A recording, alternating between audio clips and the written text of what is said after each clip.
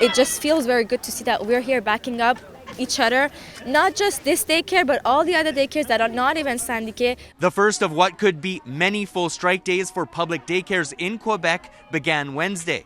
500 daycare workers from 16 early childhood centers, or CPEs, affiliated with the FTQ union walked off the job as part of the first of 3 full strike days over the first 3 Wednesdays in December. We know that in school, that in the healthcare services, educators are more paid, much more paid than in daycares. What we hope is to be able to have the same thing that in school and healthcare services. We would like to have a parity in salary for that.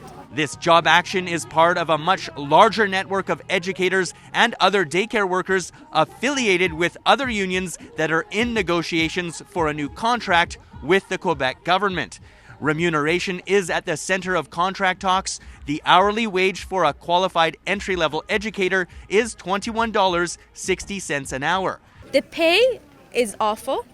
I'm going to be very honest with you. When I was working in a restaurant before I actually graduated, I was getting paid more than I had an easier life. The rent that I used to be able to pay, I can't pay anymore. I have to get a roommate to live with me. And that's the reality of my life. I'm living that right now. Negotiators for the unions also want more resources to accommodate children with special needs. As a teacher in the class with 8 different children that are each unique, I don't have the necessities and the resources to be able to provide for a child with special needs what they need. The Quebec government says that attracting new educators into daycares is a priority in contract negotiations.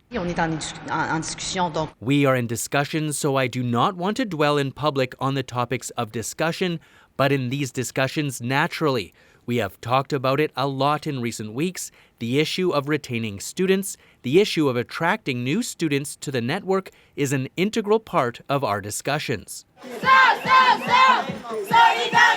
We don't want to go on an unlimited strike in January, but if we need, we'll do so. I'm going to keep doing this until we get, because even not for me, but for others, because it's not fair to have to be the teachers of the people of tomorrow and then not getting paid enough. In Montreal, Gareth Madoc-Jones, City News.